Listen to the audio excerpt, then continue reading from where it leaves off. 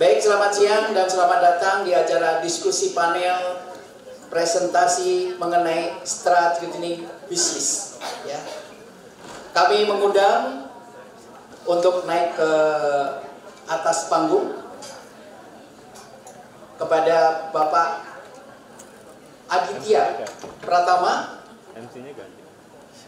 untuk memandu acara pada siang hari ini. Kasih tepuk tangan mungkin buat Pak Aditya biar semangat ya Bapak Ibu ya. Silakan Pak Adi. Terima kasih. Selamat siang. Saya paham ini jam makan siang, semua jadwal boleh mundur, tapi kita nggak mungkin bisa nahan lapar. Jadi saya coba sesegera mungkin menyelesaikan sesi ini dengan sebaik-baiknya, tapi saya yakin sesi ini akan melengkapi pemikiran kita karena pada sesi ini kita akan sedikit membahas sesuatu yang sebenarnya tidak pernah dibahas di bisnis seminar dan conference. Bisnis seminar dan conference mempersiapkan bisnis yang bisa berjalan otomatis, tidak kena fraud, tidak ditipu, dan lain sebagainya. Tapi bagaimana selain untuk mencegah penipuan dan fraud yang dilakukan oleh tim internal sendiri maupun pihak luar, atau pihak luar yang bekerjasama dengan tim internal sendiri, lalu kalau sudah ada indikasinya bagaimana melihatnya, kita akan belajar langsung dari Pak Alex Wright. Boleh berikan applause yang luar biasa. Pak Alex silakan, saya undang untuk naik ke panggung. Pak Alex adalah head dari Forensic and Integrity Department di Ernst & Young, Big Four Audit Company. Di bawah tim Pak Alex ada sekitar 30-40 orang. Biasanya menangani kalau company sudah mulai mengindikasikan ada suatu ketidakintegritasan di dalam tubuh organisasinya, maka dipanggillah Pak Alex untuk menginvestigasi dan mencari data-datanya. Pak, waktu dan tempat dipersilakan. Baik, selamat siang Bapak Ibu sekalian. Selamat siang. Saya yakin Bapak Ibu sama saya sama-sama lapar. Cuman masalah dengan lapar itu nggak kuat ngomong, tapi habis makan nggak kuat ngomong juga, karena ngantuk gitu ya. Jadi kita punya masalah yang sama, sekarang atau nanti gitu ya. Jadi kita beresin sekarang aja sesuai dengan arahan dari panitia. Nah, sebagai perkenalan singkat Bapak Ibu, ini karena tidak ada clickernya, ya saya biasanya kalau presentasi nggak bisa duduk juga. Singkat, nama saya Alexander Sianturi. Sorry Pak, bukan Sirait ya, Sianturi Pak. Mohon maaf Pak, orang Batak kalau marganya diganti bisa perang. Saya Batak Cium-tangan dulu. Saya Aditya Purba Pak, pura-pura Batak. Saya adalah partner di EY Forensik Indonesia. Ada beberapa yang saya kenal di sini, Pak Sancoyo teman saya juga. Kita nggak ngomongin kerjaannya Pak. Lalu kebetulan di tahun lalu pada saat ada acara G20, itu adalah acara yang sangat populer di Indonesia tahun lalu ya. Kalau sekarang kan ada Asian Indonesia gitu ya. Kalau tahun lalu itu G20. Kebetulan kami juga membantu sebagai knowledge partner untuk integrity and compliance. Sebenarnya policy papernya cukup bagus, Bapak Ibu bisa akses ke websitenya, dan banyak sekali aspek-aspek yang mungkin nggak dibahas kalau audiensnya seperti yang di sini ya. Sebenarnya fraud, bribery, corruption itu dibahas, tapi beda audiens gitu. Kalau ini kan jualan gitu ya, jualan gitu. Tapi hasil jualan itu suka diambilin loh Bu, Bapak gitu ya. Nah itu yang saya mau bahas gitu ya. Nah itu, lalu saya partner di EY dan tim saya tadi sudah dikenalkan ada sekitar 35-40 orang, dan biasanya kita berbicara dua aspek kalau terkait dengan fraud, resiko dan kejadian gitu ya. Nah, ada yang masih resiko, ada yang sudah kejadian, dua-duanya harus dikelola. Kalau enggak, kadang-kadang banyak orang mikirnya udahlah nggak usah mikirin resikonya, ntar aja kalau udah kejadian baru diurusin gitu. Tapi kalau sudah kejadian, sudah kadung, itu susah gitu ya. Nah, apa yang mau dibahas di siang ini Bapak Ibu, paling nggak 3 topik ini, kira-kira fraud di retail itu kayak apa? Sorry Bapak Ibu, kita pakai bahasa Indonesia nggak masalah ya? Apa? Oke. Saya takutnya pada kita pakai bahasa Batak. Saya juga nggak lancar gitu ya. Dan orang kota udah susah. Lalu yang kedua, corporate criminal liability. Ini juga menjadi concern. Concern kenapa korporasi bisa dipidana. Jadi sekarang bukan hanya kita nih, korporasi itu bisa dimasukin sebagai penjahat gitu ya. Nah, yang ketiga adalah terkait dengan integrity agenda. Sebenarnya itu respon terhadap dua topik yang kita mau bahas di atas. Oke, Pak. Thank you. Oke, kita masuk ke yang pertama. Di magnitude-nya seperti apa? Ini ada beberapa myth or fact gitu. Sebenarnya di dunia retail, kira-kira ada nggak fraud, bribery, and corruption? Ada ya. Contohnya kalau misalnya membuka cabang baru, kita minta izin nggak? Harus izin biasanya kan ada aspek yang abu-abu di sana. Hati-hati Bapak Ibu. Kita bisa masuk ke ranah yang mungkin menjadi masalah buat korporasi dan diri kita. Gitu. Itu mesti hati-hati. Langsung aja diklik Pak. Berikutnya yang kedua. Lalu biasanya fraud, bribery, corruption itu dianggap sebagai aspek compliance, kepatuhan gitu. Biasanya yang ngurusin siapa? Perlu nggak diurusin gitu ya, masalah compliance. Di korporasi yang global, industrinya apapun, compliance itu sudah mature gitu ya. Cuman kalau yang lokal, compliance itu dianggap biaya. Ngapain bikin unit compliance? Cuman bayar orang tapi nggak menghasilkan gitu ya. Nggak ada salesnya gitu ya. Cuman biaya aja. Tapi kalau tidak comply, Bapak Ibu akan menghadapi biaya yang luar biasa juga. Itu juga menjadi risiko gitu ya. Itu bahaya. Next. Nah, yang mau saya bahas di sini sebenarnya terkait dengan fraud. Gitu. Fraud itu apa? Sebenarnya ada, ini jadi kayak sedikit kuliah ya. Kalau teman-teman yang backgroundnya accounting pasti pernah tahu ya kayak gini. Fraud itu bisa terjadi karena 3 hal atau biasa terjadi karena 3 hal. Pertama adanya tekanan. Misalnya gini, saya punya istri cantik, mantan artis. Maintenance cost-nya gede kan? Masalahnya take home pay saya cocok apa enggak gitu, cukup atau enggak, udah ada pressure kan, itu satu titik gitu ya. Yang kedua ada opportunity ini biasanya dikaitkan dengan internal control, pengendalian di perusahaan. Gampangnya ada SOP atau enggak. Kalau di perusahaan ada SOP tapi nggak dijalankan, sampai dengan tidak ada SOP kan. Nah kalau sudah tidak ada SOP, lalu tadi saya punya pressure yang mantan tadi gitu ya, pertanyaannya mau di-keep nggak di mantan kan gitu kan. Kalau mau di-keep ya saya udah punya kesempatan nih, SOP nggak ada. Butuh satu lagi yang namanya rasionalisasi. Jadi orang melakukan kecurangan itu kadang-kadang mengatakan bahwa saya melakukan ini karena ini. Gitu ya. Nah kalau tadi kan contohnya cukup ekstrim ya, karena maintenance cost. Biasanya kalau, ya saya ngomong sebagai orang sales deh. Kalau sales itu dikejar targetnya kan setahu saya bulanan ya. Jadi kantor saya juga bulanan sih sama. Jadi kita dikejar target tahunan ya, terus di breakdown kan ke bulanan. Nah pada saat kita menutup close bulanan, ada pressure nggak? Ada. Salah satu menanggapinya bisa dengan fraud Bapak Ibu. Kalau mau melakukan ya. Misalnya kita catat seolah-olah ada sales padahal nggak ada. Atau sebenarnya salesnya ini untuk tanggal 5 bulan depan, kita tarik-tarik kemari supaya ini masuk dulu. Alasannya kenapa? Supaya perusahaan kita bulan ini bagus nih, apalagi mesti lapor triwulan ke OJK gitu ya. Ada pressure dan insentif sebenarnya. Kalau jelek, nanti harga sahamnya jelek, nggak enak dong. Karyawan kan bisa sengsara. Itu adalah proses pembenaran. Jadi pada saat sudah ada pressure, di sisi yang lain kita punya kesempatan, lalu kita hanya butuh satu lagi, fraud akan terjadi. Nah ini kalau mau melihat kejadian fraud, Bapak Ibu bisa berpikir sebaliknya, melihat resiko.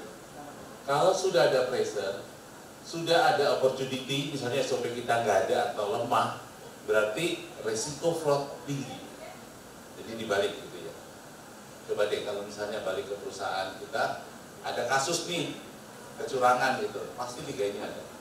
Gitu ya. Jadi ini sebagai ini aja, sebagai ya mungkin kuliah singkat gitu ya. Next slide-nya. Nah, secara taksonomi fraud itu ada 3 kelompok. Jadi fraud itu sebenarnya induknya, dia punya 3 anak, punya 3 anak.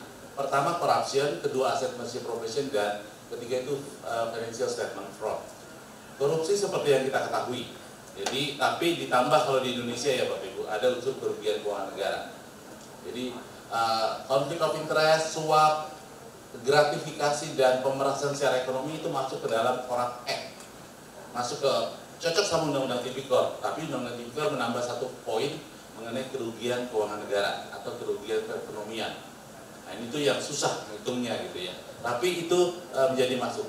Asset misappropriation pada dasarnya ini pencurian, penggelapan pencurian ada di sini. Nah financial statement fraud adalah kecurangan-kecurangan yang ada di laporan. Kalau tadi ada laporan sales yang geser-geser itu masuk di situ. Karena ujungnya apa? Kan keuangan. Ujungnya ke laporan keuangan. Dan pelaporan keuangan ini sebenarnya yang kasusnya luar biasa besar. Jadi kalau misalnya Bapak Ibu tahu misalnya kemarin ada kasus Garuda lah, Asabri, itu kan kaitannya ke laporan keuangan semua. Kasusnya kan gede-gede gitu ya. Dan itu buat perusahaan sangat-sangat berbahaya. Jadi ini sebagai intro saja. Next. Nah, kalau saya lihat di industrinya kita kebetulan yang retail, itu sebenarnya saya ambil ini dari ACFE atau Association of Certified Fraud Examiner. Jadi orang-orang seperti saya ini ada asosiasinya ya, para pemeriksa kecurangan namanya ACFE. Di Indonesia chapter juga ada, di chapternya di Indonesia juga ada. Menurut ACFE surveinya ini cukup kredibel. Kenapa? Yang disurvei adalah para pemeriksa kecurangan. Jadi yang dilaporkan adalah kasus gitu ya, bukan kayak CPI. CPI kan Corruption Perception Index ya, persepsi. Kalau ini kasus. Jadi kasus secara global itu cukup banyak gitu ya. Tapi kalau kita lihat di next slide-nya, ini by industry gitu ya. Di next slide-nya please. Udah gerak ya. Kayaknya udah capek. Ini itu dia, next slide aja lagi. Di next, diklik lagi. Nah ini contohnya di retail industry. Median loss-nya, kalau median itu nilai tengahnya ya, bukan average. Average-nya itu kurang lebih sekitar 500.000 US dollar kerugiannya ya. Tapi average-nya itu 65 karena kasusnya itu terlalu bias gitu. Ada yang kecil banget, ada yang gede banget. Diambil yang tengah itu 65. Dari 91 kasus yang dilaporkan. Jadi ini cukup besar. Penyebabnya yang sebelah kanan ini paling banyak apa? Next screen aja. Jadi yang billing scheme misalnya itu berarti bohongan. Ini kan contoh-contoh fraud di retail kan. Ada sales tapi nggak ada. Jadi billing scheme. Lalu juga nextnya, lalu yang sifatnya non cash karena kita masalah inventory itu yang masalah yang paling umum. Lalu juga yang paling banyak masalah korupsi. Kalau korupsi ini berarti ada yang tadi, ada conflict of interest, ada bribery. Conflict of interest yang paling banyak di retail itu adalah terkait dengan kita kan jualan tapi juga beli ya. Nah berarti ada isu mengenai procurement. Conflict of interest itu berarti ada masalah si vendornya itu bisa saja orang-orang kita juga, entah direksinya, entah karyawannya. Ada isu-isu conflict of interest. Itu yang ada di retail industry. Nah saya masuk ke topik yang kedua. Mengenai corporate criminal liability. Saya coba Mbak kasihan dari tadi berdiri, udah sama-sama belum makan. Nah, corporate criminal liability yang paling penting ada paling tiga nih ya, yang perlu dijaga. Corporate criminal liability sudah masuk ke undang-undang KUHP yang baru. Kalau dulu namanya Perma 13 2016. Permanya sudah di enforce, sebenarnya sudah dipakai terutama oleh teman-teman KPK untuk memidana korporasi, tapi di undang-undang KUHP yang baru dia masuk ke undang-undang. Jadi ini lebih strong lagi nih, lebih strong gitu ya. Pertama, kalau perusahaan mendapatkan profit atau benefit dari tindakan pidana, jadi si perusahaan pasti akan bisa dipidana, korporasinya ya. Lalu membiarkan tindakan kriminal terjadi, pembiaran masuk gitu, masuk pidana. Lalu yang ketiga adalah tidak melakukan hal-hal yang perlu dilakukan supaya tidak terjadi tindak pidana.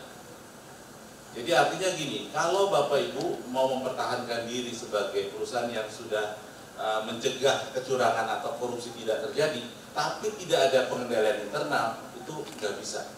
Tidak bisa mendefense perusahaannya. Karena akan ditanya, apa upaya Bapak Ibu sebagai korporasi supaya ini nggak terjadi? Dicek SOP-nya ada tapi udah 20 tahun yang lalu, berarti nggak ada, berarti nggak efektif. Jadi nggak bisa. Jadi proteksi kita sebenarnya sebagai korporasi mesti ada internal control yang benar. Itu yang pertama tuh. Kalau internal controlnya nggak benar, berarti kita nggak serius untuk mencegah kecurangan itu supaya nggak terjadi. Itu hal yang paling penting. Lalu pembiaran. Pembiaran ini kadang-kadang kalau dari survei yang lain di EY ya, pelaku kecurangan kalau dia adalah, kalau kita di perusahaan kan ada yang sales paling top gitu ya, top performer, top notch. Dan dari survei, kalau yang pelakunya itu beliau-beliau yang top ini, si pimpinan tuh cuma tahu. Karena kan ini berpengaruh ke kinerja perusahaan. Nah artinya apa? Berarti ada pembiaran. Nah ini bahaya. Berarti yang kena nanti bukan hanya si pimpinan perusahaan, pengurusnya lah. Kalau kita berarti direksi ya, pas ada jadinya BOD-nya kena, komisaris akan lihat perannya dia mainkan apa enggak, dan si pelakunya dan korporasinya. Bapak Ibu, dulu saya bekerja di Arthur Andersen, sekarang di EY. Arthur Andersen mungkin nggak ada yang paham ya Arthur Andersen. Arthur Andersen itu kantor akuntan gede, 5 besar dunia. Dia bubar karena adanya fraud. Kenapa? Karena orang tidak pernah lagi percaya. Yang jadi masalah kalau di perusahaan swasta, Bapak Ibu, saya yakin ini banyak swasta ya. Kalau fraud ada di perusahaan kita, yang cuma mampu nolongin itu shareholder, ya kan? Pertanyaannya, pemegang saham kita kuat enggak gitu kan?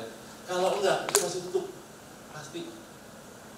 Kalau Bapak Ibu lihat BUMN, walaupun ada korupsi, ada fraud tetap bertahan, kenapa? Karena pemegang sahamnya pemerintah kan gitu ya. Kan masih kuat gitu ya, walaupun merpati juga mati juga gitu, tapi lama matinya. Tapi kalau swasta Bapak Ibu, makanya ini saya curhat aja, bukan curhat, sharing aja ya. Kalau swasta kita cepat matinya gitu ya. Entah global, entah lokal. Jadi artinya ini perlu dijagain kan gitu ya. Jadi artinya fraud itu kalau sudah menjadi kasus dan dibawa ke ranah publik gitu ya, itu menjadi istilahnya yang rusak itu reputasi. Once reputasi rusak, kayak contohnya dulu Adikarya kan pernah kena kasus tuh korupsi. Itu salesnya itu turun ya, menjadi hanya 20%. Semua orang nggak mau diasosiasikan dengan dia gitu. Sama lah kayak sekarang kan, Waskita Karya juga kena isu kan. Semua orang kalang kabut kan yang pernah berbisnis dengan Waskita Karya, takut terseret-seret. Walaupun mungkin enggak, tapi kita udah stay away. Buat perusahaan, drop kan gitu ya. Jadi itu learningnya adalah reputasi gitu. Next. Nah ini selain yang tadi yang undang-undang yang baru, juga sebenarnya Indonesia itu udah banyak sekali punya peraturan dan undang-undang terkait fraud, bribery, and corruption. Cuman ya kita sama-sama tahu, kita sama-sama orang Indonesia ya, enforcement-nya menjadi pertanyaan gitu ya. Mungkin kita diuntungkan karena enforcement-nya tidak terlalu keras, mungkin. Nah tapi ini kita perlu pahami. Jadi kita perlu paham bahwa sebenarnya pemerintah itu sudah sangat serius menerapkan yang namanya integriti yang harus ada di dalam korporasi. Itu sudah sangat serius. Jadi pertanyaannya sekarang begini, jangan sampai nanti pada saat ini enforcement-nya keras, pasti ada dong yang dijadikan sampel kan, yang ditindaklanjuti gitu ya, ditindak, tapi ditindaklanjuti pasti ada. Jangan sampai itu urusan kita, gitu ya. Jadi itu ya, jadi learningnya. Next. Nah, saya mau masuk ke topik bagaimana kita cara menjawabnya. Next slide-nya. Nah, saya berbicara mengenai integrity agenda. Kalau di EY itu biasanya pakai agenda, ada capital agenda, ada tax agenda. Kalau di bagian saya yang forensik adalah integrity agenda. Nah, integrity agenda sebenarnya tadi kan kita punya pengen perusahaan baik, pengen perusahaan ini sustain gitu ya, pengen apa yang dilakukan itu bagus. Masalahnya prakteknya tidak seperti itu Bapak Ibu. Karena apa? Kadang-kadang kan di lapangan kita tidak bisa kaku. Orang sales itu paling sebel sama orang compliance sama orang accounting kan? Karena apa? Cuma nyusahin doang lu katanya gitu. Jualan kagak gitu, cuma ngelarang-larang gitu ya. Tapi at the end of the day, kalau itu bisnisnya dilakukan secara tidak berintegritas, unethical business, yang masalah lu juga gitu kan gitu ya. Jadi itu perlu balance lah, perlu balance. Jadi fakta yang ada dengan intentionnya itu sering sekali nggak klop. Nah, gapnya ini biasanya kita masukin yang namanya integrity agenda. Apa yang bisa kita lakukan? Sebetulnya untuk menutupnya itu kita perlu paling tidak 4 topik yang perlu kita lihat di organisasi kita. Pertama terkait dengan governance. Governance itu seperti apa? Ya tata kelola. Nanti saya detailkan. Lalu yang kedua culture. Ya mungkin ini bukan berbicara mengenai corporate culture, teori tentang itu tidak. Tapi culture harus dibangun. Karena kalau enggak tidak akan bisa. Kan Bapak Ibu tidak bisa ya kalau misalnya Bapak Ibu pemilik perusahaan, terus perusahaan sudah semakin berkembang, bagaimana caranya kita memastikan sikap saya itu sama dengan sikap orang yang ada di ujung sana yang mewakili perusahaan saya sebagai frontliner. Bagaimana caranya kalau nggak dibangun gitu ya. Nah yang ketiga kontrol. Kontrol adalah SOP, pengendalian. Kalau nggak ada kontrol, tamak Bapak Ibu. Kalau perusahaan kita masih size-nya menengah, kita masih bisa pegang. Pada saat dia berkembang, dia akan bisa lihat. Gitu ya. Jadi kontrol harus ada. Dan keempat adalah insight. Insight ini yang dibicarakan sesi yang sebelumnya, masalah data. Masuk ke next slide-nya. Nah, kurang lebih itu. Nah, jadi saya mau bahas sebenarnya yang masalah insight, Bapak Ibu. Perusahaan retail, menurut saya termasuk industri yang paling banyak meng-create data, kan? Apalagi sekarang didukung dengan teknologi. Setiap saat kita sendiri aja bentar-bentar ngeklik itu udah jadi data. Dia akan di-store somewhere, sampai ke cloud atau Google Drive namanya. Masalahnya, data itu bisa dipakai customer experience tadi. Kalau di bidang saya adalah untuk masalah detection dan prevention mengenai fraud, bribery, and corruption. Jadi data yang sama Bapak Ibu, kalau di organisasi itu bisa dipakai untuk berbagai angle, termasuk urusan yang masalah integritas ini. Jadi data insight itu menjadi salah satu kekuatan gitu ya. Karena kalau misalnya kita membangun governance, membangun culture, membangun kontrol, tapi kita nggak rely ke data apa yang terjadi, yang tiga itu menjadi agak pusang gitu ya. Karena dia nggak real. Data organisasi kita, dia kan terjadi setiap detik. Data ini sebenarnya kalau bahasa gampangnya, kalau diajak ngomong dia ngobrol. Cuman masalahnya diajak ngomong apa enggak? Kalau tadi kan ceritanya siapa yang orang Taiwan, maksudnya datanya kita ya udah data aja gitu kan, tapi nggak dipakai. Jadi kita nggak analisa, jadi kita nggak lakukan analytics gitu ya. Next. Nah ini adalah contohnya. Jadi bagaimana kalau di dunia integrity itu namanya forensic data analytics. Jadi forensic data analytics ini adalah kemampuan organisasi menggabungkan data-data terstruktur. Data terstruktur itu apa? Misalnya customer database itu terstruktur. Tapi yang tadi diceritain sama Pak Yosef ya satu lagi ya, itu masalah yang ChatGPT itu unstructured kan. Nah pertanyaannya, sebenarnya untuk mencegah fraud, bribery, and corruption dan juga mendeteksi ada fraud, bribery, and corruption, gunakan data analytics. Tapi harus digabung nih, antara data terstruktur dan tidak terstruktur. Digabung jadi satu, baru kita bisa tahu ada masalah di mana. Ya. Next. Lalu juga saran yang paling yang paling penting juga adalah ada anti fraud control. Pengendalian fraud yang cukup baik adalah yang namanya WBS, whistleblower. Whistleblower itu yang saluran pengaduan ya. Karena apa? WBS ini menurut SYP adalah salah satu anti fraud control yang paling kuat dan sifatnya pasif. Kan kita nggak nyari kalau WBS kan, kita siapkan channelnya dan channelnya aja yang harus bagus. Kemana dia harus dilaporkan. Buat dia bagus, semua orang akan mau, si calon-calon pelapor akan memasukkan. Jadi WBS itu adalah anti fraud control yang bisa langsung dipakai sebenarnya. Tapi karena dia sifatnya pasif. Tapi jangan ada di contoh nih, ada WBS itu kan macam-macam ya, ada yang lewat web, ada yang pakai email, ada yang pakai telepon gitu ya, ada yang pakai WhatsApp. Ada juga yang pakai itu seperti kotak suara gitu ya, masukin. Jadi masukin. Tapi di salah satu perusahaan dia naruhnya di dekat lift. Kotak pengaduan itu tuh di atasnya ada CCTV. Nah ini konyol namanya. Berarti kan ketahuan siapa yang lapor gitu ya. WBS itu sifatnya yang paling bagus adalah anonymous. Jangan sampai pelapor itu diketahui identitasnya. Bukan berarti kita nggak perlu tahu, tapi kita harus lindungi. Makanya perlindungan pelapor itu menjadi penting. Gitu ya. Next. Lalu, ini cyber. Ini yang perlu hati-hati berikutnya Bapak Ibu. Di dunia yang sekarang ini, cyber itu sudah menjadi, tadi ada Ibu yang mengatakan masalah hacker dan seterusnya, ini menjadi sangat-sangat penting. Bahkan tools yang paling kuat pun di dunia yang sekarang ini sedang kena cyber gitu ya, dipakai oleh banyak organisasi termasuk kantor saya gitu, itu kena cyber. Jadi maksudnya bukan kena cyber breach, ya cyber tapi kena cyber breach gitu ya. Jadi perlu hati-hati. Salah satu caranya supaya nggak kena cyber breach apa? Jangan online. Tapi nggak mungkin gitu ya, nggak mungkin gitu ya. Kita terpaksa harus online, tapi mungkin di slide berikutnya mungkin ini ada beberapa yang key point supaya kita cukup kuat terhadap cyber. Cyber itu kalau menurut ahli-ahlinya, masalahnya adalah kita sudah kena, cuman kita nggak tahu. Itu masalahnya.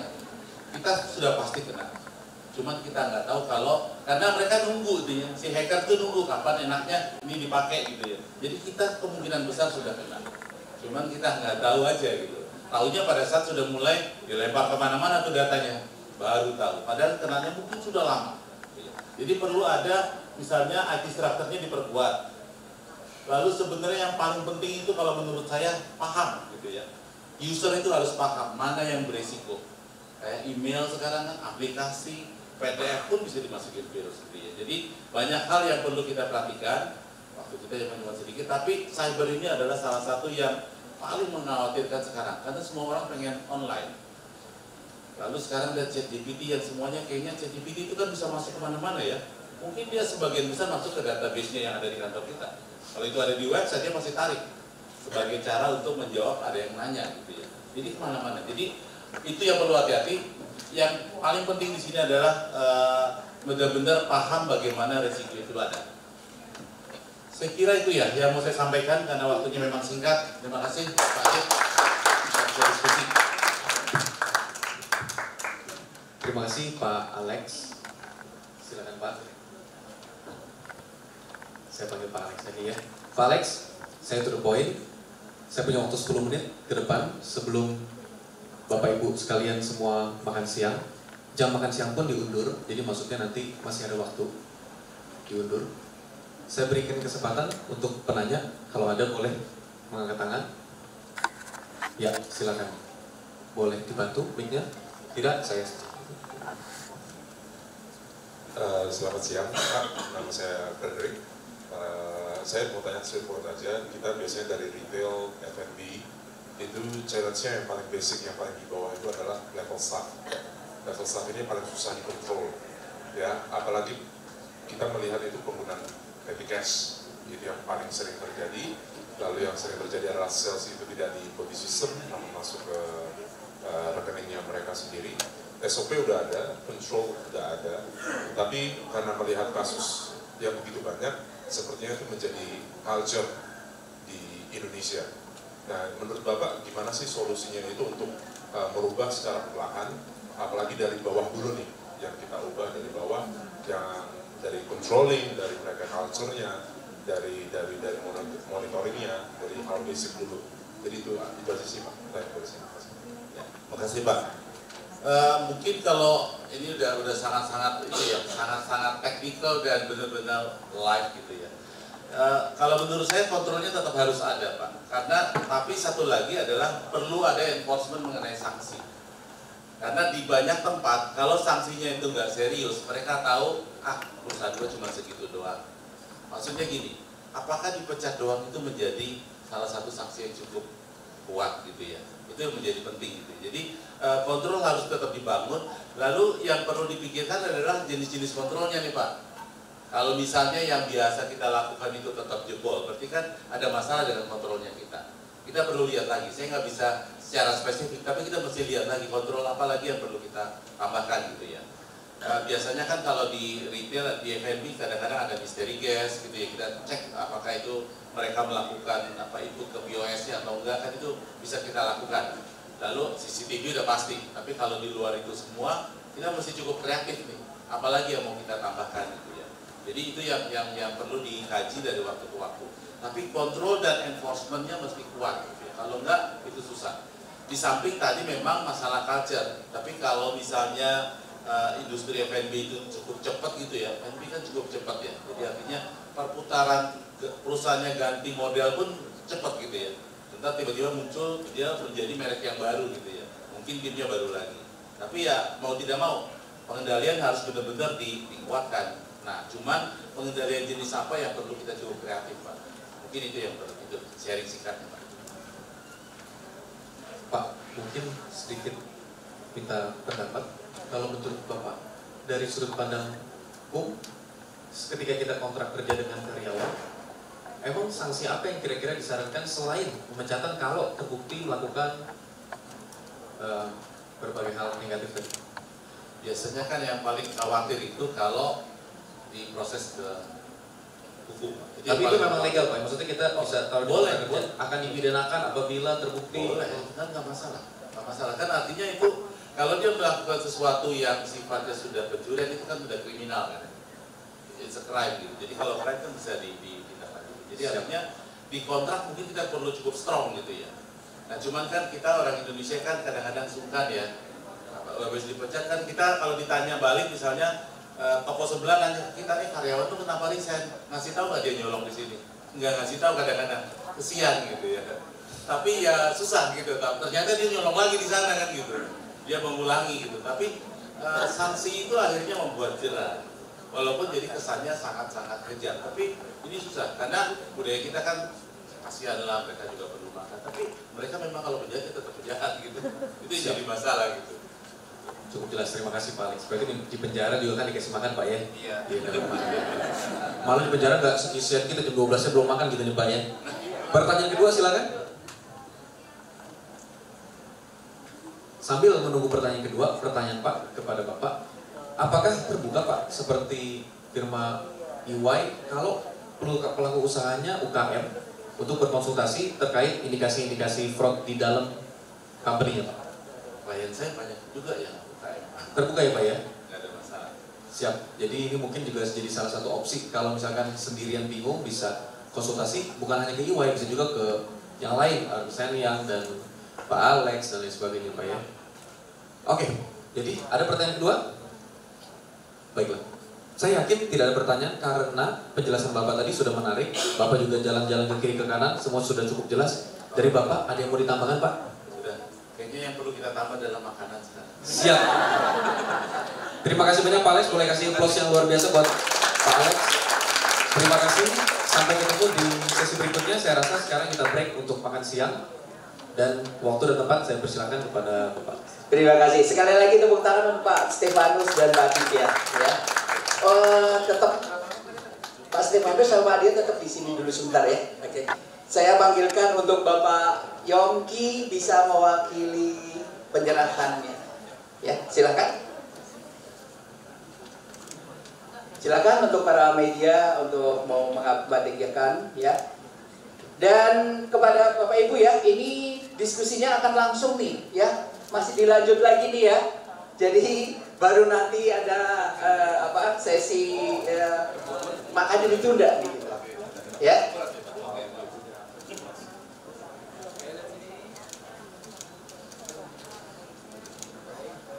Ya. Terima kasih sekali lagi, terima kasih Pak Stefanus melalui Pak Aditya. Dan terima kasih juga kami ucapkan kepada para pendukung acara hari ini ya. Pada Bapak Ibu, ini kita langsung ya. Ini cukup menarik lagi nih ya. Habis ini nanti langsung kita lanjutkan untuk sesi selanjutnya.